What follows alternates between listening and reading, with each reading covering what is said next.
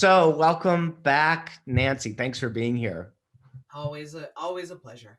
So, we want to do this three-part masterclass about student motivation, because so many educators we've been working with have been reaching out and saying, especially during a time of COVID, that student motivation is a really big issue. And they're Mhm. also thinking about post-COVID. What is this going to look like? How do I put this stuff into action afterwards? So, you've given us in episode one a definition, which I really love. And I loved it because it was like kind of inside out definition rather Mhm. than this way. And then you were talking in episode two about things we can do to really support student motivation. And you Mhm. and you talked about online right now, what's going on online, but thinking about our processes and are thinking about that. So we want to do the last episode about a case study because so many educators are saying, show me what it looks like. So we're wondering if, with all the work you do with equity, inclusion, diversity, do you have a case study of an educator who leaned into some of this stuff, what it looked like and what the results were? Yeah, and actually, the story that comes to mind is very simple, and anyone can do it.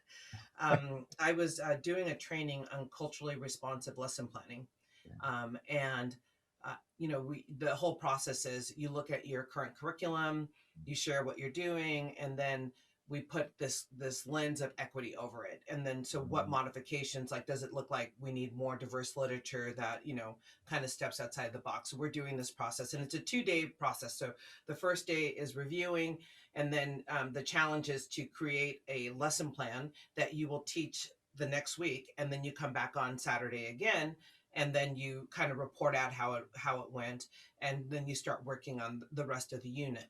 So we did this process, and then on the first day, I had this teacher come up to me, and her curriculum is going well, and she's like, you know what, I feel like I understand it in theory, but I have a student, and this really ties to the episode 2 about the biases we bring. She's like, I have a student, and this is a white woman, she says, and she's like, it's a black little girl, and she was teaching first grade, and she's like, all I ever do is um she's always talking, she's always this. It was like this constant complaint. She goes, and all I ever do is yell at her. It's always like, stop talking, go Yeah. to your seat, do this.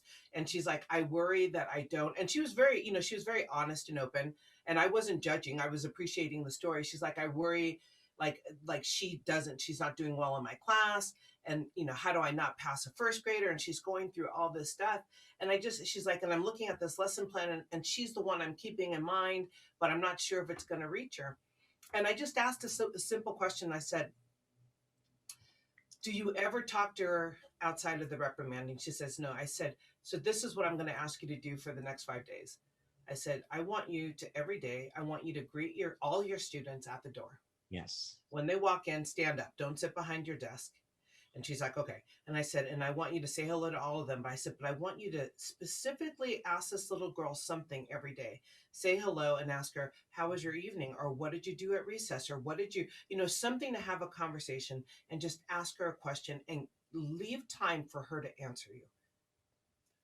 So she comes back the next Saturday, and she is literally in tears. She is like, it is a transformation. She's like, we laugh, and she's excited, and she's doing the work, and and I share this because when I told her, she thought it was absurd. She's like, literally, it's as easy as spending 5 minutes of Yes. your day to just let this child know that you care about her. Let her know that you see her. Let her know that you're interested in her, right? And that's because, again, our kids, all ages, elementary, middle school, high school, they want to please you. And especially the young kids, they want to make their teachers proud. And when your only interaction with a kid is about what they're doing wrong, they can't learn from you.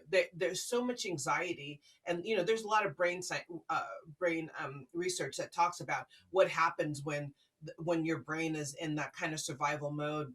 Fight or And flight.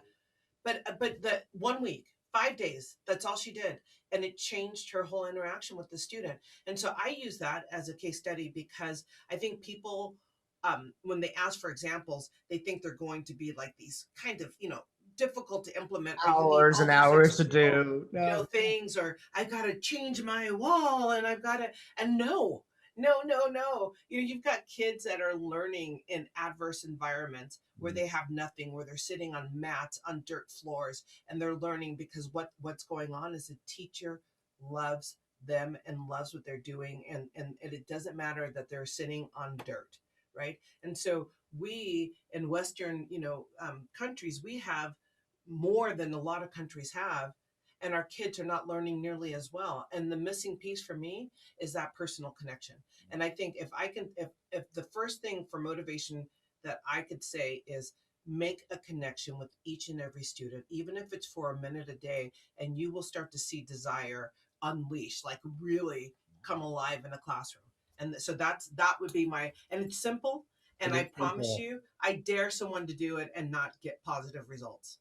We did an Unleashed Learning TV episode on this topic, and the Mhm. piece that we didn't talk about, but the episode was we had a teacher who's using the system, and I said to him, "Hey, want to try something?" He goes, "Yeah." So what he did for months is he shook every kid's hand Yeah. as the students walked in the door, and I said, "What was?" So the episode was, "What happened?" He said, and he basically said, "I lost a few instructional minutes, but I gained tons of instructional minutes because it was just the energy was going." And so what you're saying is ask a question, That's right. A ask a question. question. And he said, and he was said, I didn't think the kids would shake my hand, but they all did. And they all do. And I'll never go back. Now, COVID's changed a little bit, but how are you still going to do it? But that connection matters. The Mhm. connection matters. It does. It's And fantastic. also, I love the shaking hand because it's the same thing. It's like, COVID, I think about the elbow, Yeah. or if you're in a virtual world, you can still do that where you just take, is it worth, you may lose 10 minutes of your time, but is it worth checking in and just like, some kind of icebreaker that the kids could do, and they can do one thing. We did this thing, and I did it with adults, but it changed the way our book study went, where I had them literally go to their refrigerators and pick out something about how they were feeling in this moment. And it was the beginning of COVID, right? And so like people are bringing like moldy bread, and they're bringing all kinds of funny things because that's where they are.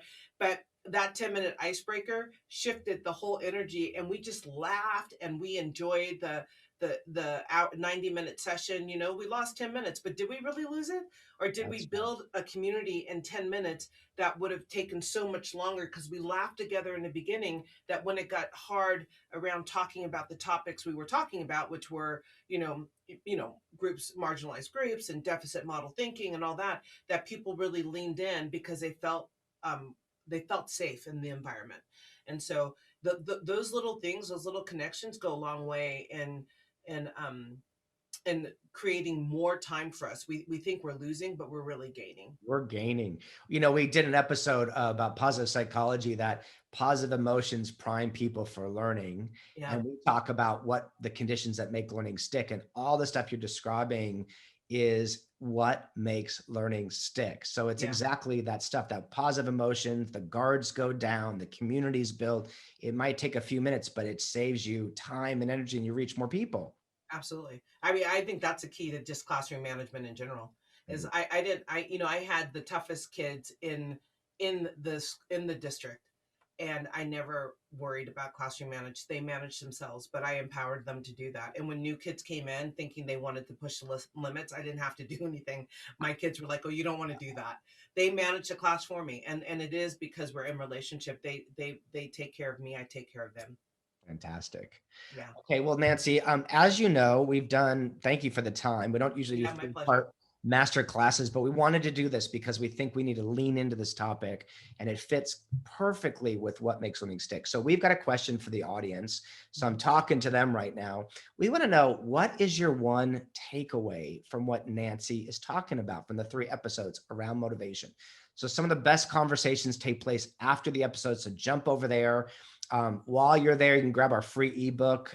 If you teach online, that's going to show you how to make learning stick. So grab that. Nancy, thank you so much for your My pleasure. time. I think you're adding another layer and another layer, another layer, and hopefully it'll really mean, when we say make learning stick for everyone, we really mean everyone, and you're helping for that to happen. Yeah, thank you. My pleasure. It's always great talking with you, William. So thank you. We'll talk to you soon. Bye, Nancy. Bye bye. If you're an educator at a school, business, or organization, knowing how to make learning stick for everyone might be the most important thing you know how to do. Make learning stick for everyone. My new book is here. To find out more, go to unleash-learning.com.